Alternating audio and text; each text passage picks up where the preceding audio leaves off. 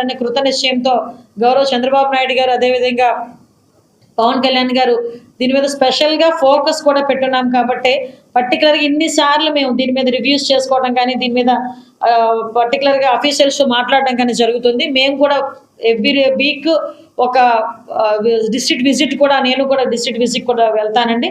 అదే same time నేను ఏమంటానంటే పోలీస్ డిపార్ట్మెంట్ వాళ్ళు ఎంత పని చేయాలి అని మనం ముందుకు తోసినా వాళ్ళకి కావాల్సిన ఫెసిలిటీస్ మినిమం మీకు చాలా సందర్భాల్లో చెప్పాను. ఈ వైజాగ్ మొత్తానికి ఈ జిల్లా మొత్తానికి నాకు తెలిసి 2 ఉన్నాయి డాగ్స్. ఎంత మేరకు వీళ్ళు పని చేయగలరు, ఎంత మేరకు వాళ్ళు ఐడెంటిఫై చేయగలరు. ఈవెన్ ఇందాకే నాకు చెప్పారు స్పాట్లోని డ్రగ్ తీసుకున్నారా లేదా అని ఐడెంటిఫై చేయడానికి ఒక టూల్ ఉంటుందండి. ఆ టూల్ కాస్ట్ 4000 రూపీస్. లాస్ట్ ఉండేది 5 సంవత్సరాలు లేదు. అంటే అలాంటి టూల్స్ అలాంటివి వీళ్ళకి కనుక ఇస్తే ఇమీడియట్గా వాళ్ళు ఐడెంటిఫై చేయడానికో వాడు డ్రగ్ తీసుకున్నాడా ఏం తీసుకున్నాడా అని తెలియడానికి వాళ్ళకి ఒక ఐడెంటిఫికేషన్ ఉంటుంది. ఇంతకుముందు నేను మళ్ళీ మా అసెంబ్లీలో కూడా చెప్పాను, ఫింగర్ ప్రింట్ ఐడెంటిఫికేషన్ సిస్టమ్ ఉండేది ఇంతకుముందు. ఎవరైనా అన్ఎక్స్పెక్టెడ్గా అక్కడ కొంచెం సస్పీషియస్గా తిరుగుతున్నాడు ఒకడు, అరే నువ్వు ఎక్కడున్నావు ఒకసారి ఫింగర్ ప్రింట్ వేయి అని చెప్పి ఈవెంతో నాకు తెలిసి పామ్ ఐడెంటిఫికేషన్ కూడా ఉండేది ఇంతకుముందు. పామ్ పెట్టినా వాళ్ళు పెట్టినా కూడా వాడు ఇంతకుముందు క్రిమినల్ బ్యాక్గ్రౌండ్స్ ఏమున్నాయి, వాటి ఎన్ని కేసులు ఉన్నాయి, వాటి పొజిషన్ ఏంటి అన్నది క్లియర్ కట్గా బయటకు వచ్చేది. మీరు నమ్మరు, నేను ఏదో రాజకీయం మాట్లాడుతున్నానని కాదు. ఈరోజు వచ్చి ఏదో గొగ్గోలు పెట్టే పరిస్థితుల్లో వాళ్ళు మాట్లాడుతున్నారు తప్పించి లాస్ట్ 5 సంవత్సరాల్లో పోలీస్ వ్యవస్థని కంప్లీట్గా నిర్వీర్యం చేశారు. Even finger print identification system అనేది లేకపోతే ఎలా అవుతుందండి? ఇంతకుముందు ఎక్కడైనా గ్రూప్ ఆఫ్ పీపుల్ ఎక్కడైనా సభలు పెట్టుకున్నా ఏదైనా ఆర్గనైజ్ చేసుకున్నా అక్కడికి ఫాల్కనోస్ అని వెహికల్స్ వెళ్ళేవి. వాళ్ళ హాక్ అని చెప్పేసి ఒక వెహికల్ ఉండేది, వాటిలో సిసి క్యామ్స్ ఉండేవి. ఎక్కడైనా అలాంటివి ఎవరైనా కొంచెం సంఘ విద్రోహ శక్తులు కనుక పనిచేస్తున్నారు అనుకుంటే ఈజీగా ఐడెంటిఫై చేసుకునే సిస్టమ్ ఉండేది. సో ఇప్పుడు అవన్నీ కూడా లేవు. మీరు నమ్ముతారా, మినిమం మెయింటెనెన్స్ లేదు పోలీస్ స్టేషన్స్కి. వాళ్ళు ఇన్వెస్టిగేషన్ మెయింటెనెన్స్ అని చెప్పేసి మళ్ళీ ఇప్పుడు మేము స్టార్ట్ చేయాలి. ఇంతకుముందు చంద్రబాబు నాయుడు గారు ఉండేటప్పుడు 6000 to 8000 రూపీస్ ఇచ్చేవారు. నేను మళ్ళీ చెప్తాను, పక్కన తెలంగాణలో 75,000 ఇస్తున్నారు.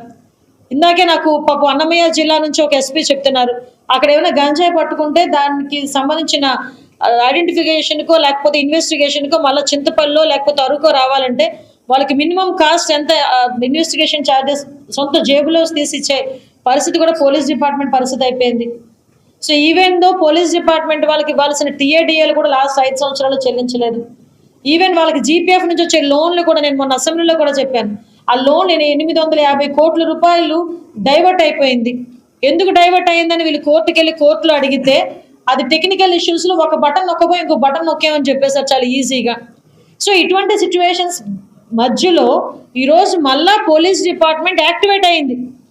పోలీస్ డిపార్ట్మెంట్ మళ్ళా మా వర్క్ ఇది, మా వర్క్ పరదాలు కట్టడమే కాదు, అవతల ఇంకొక పార్టీ వాళ్ళ ఇళ్ళ దగ్గర కాపలా కాయడం ఒకటే కాదు, మా పని ఇది అని చెప్పి ఈరోజు తెలుసుకొని వాళ్ళు ఐడెంటిఫికేషన్ చేసుకొని మళ్ళీ ముందుకు వెళ్తున్నారు.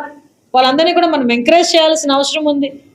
ఈరోజు ఏదో సోషల్ మీడియాను బేస్ చేసుకొని నోటుకు వచ్చినట్టు మాట్లాడేసి డిపార్ట్మెంట్ మీద బురద చల్లేదానికి, ముఖ్యంగా హోమ్ మినిస్టర్ మీద బురద చల్లేదానికి ఒక టార్గెటెడ్ వేలోని వెళ్ళడం అన్నది వాళ్ళకే మంచిది కాదు.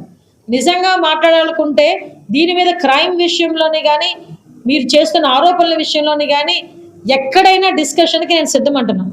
మీరు ఏదో ట్విట్టర్లో కూర్చొని ట్విట్టర్లో ట్వీట్ పెట్టుకొని ట్యాగ్ చేసేసి మమ్మల్ని ట్యాగ్ చేసేసి జనాలకి ఏదో ఒక రకంగా ఒక పర్సెప్షన్ క్రియేట్ చేయడానికని చూస్తున్నారే తప్పించి ఈ రోజుకి నేను చెప్తున్నా, మీరు క్రైమ్ గురించి లాస్ట్ 5 సంవత్సరాలు జరిగిన దాని గురించి మాట్లాడుకుందాం, ఆ ప్రీవియస్ 5 సంవత్సరాల గురించి జరిగిందని మాట్లాడుకుందాం. యావరేజ్ చూసుకుంటే ఈ 45 రోజులు జరిగిన దాని మీద నేను సిద్ధంగా ఉన్నాను మాట్లాడడానికి. మా గవర్నమెంట్ వచ్చిన తర్వాత కూడా ఎక్కడ కూడా క్రైమ్ పెరగలేదు. ఇంకా ఎవరైతే నిందితులు ఉన్నారో వాళ్ళని పట్టుకోవడంలో చాలా ఎఫెక్టివ్గా పనిచేస్తున్నారు మా పోలీస్ డిపార్ట్మెంట్. ఇమీడియట్గా రిమాండ్కి పంపిస్తున్నాం, ఎక్కడ కూడా ఒక కేసు కూడా పెండింగ్ లేకుండా చూసుకుంటున్నాం. కాబట్టి నేనేమంటానంటే డిపార్ట్మెంట్కి కూడా నేను అప్పీల్ పెడుతున్నా, పబ్లిక్ కూడా అప్పీల్ పెడుతున్నా. ఈరోజు డిపార్ట్మెంట్ వైపు నుంచి మేము ఎంత కేర్ తీసుకుంటున్నా పబ్లిక్ కూడా కొంచెం పార్టిసిపేట్ చేయాలి. ఎందుకంటే మళ్ళీ చెప్తున్నా, 5 కోట్ల మంది జనాభాకి 50,000 మంది పోలీస్. ఈరోజు పబ్లిక్ సపోర్ట్ చేయాలి, పబ్లిక్ ఇన్ఫర్మేషన్ ఇవ్వాలి, పబ్లిక్ కూడా పార్టిసిపేట్ చేయగలిగితేనే క్రైమ్ అన్నది మ్యాక్సిమం ఎక్కడైనా మనం అందరం కూడా నివారించుకోగలుగుతాం.